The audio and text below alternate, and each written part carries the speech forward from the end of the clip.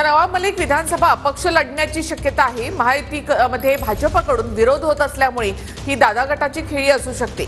नवाब मलिक अणुशक्तीनगरमधून अपक्ष लढण्याची शक्यता आहे। नवाब मलिक सध्या जामिनावर आहे।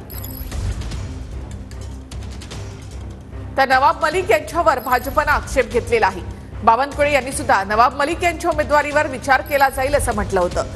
त्यानंतर आता नवाब मलिक हे अपक्ष लढू शकतात। दादा गटाकडून ही एक वेगळी खेळी केली जाऊ शकते। अधिक माहिती आपण घेऊयात आमचे प्रतिनिधी अक्षय मंकणी यांच्याकडून। अक्षय, काय माहिती या संदर्भात?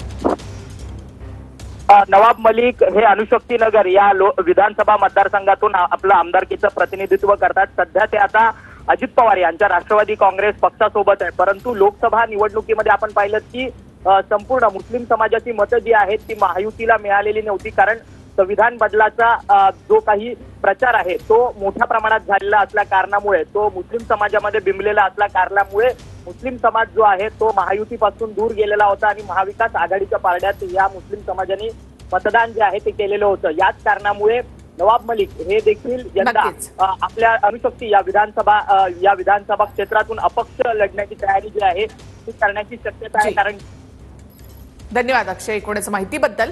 तर महायुतीमध्ये भाजपकडून विरोध होत असल्यामुळे अजित पवार गटाची खेळी असू शकते। नवाब मलिक अपक्ष लढण्याच्या तयारीमध्ये अशी शक्यता।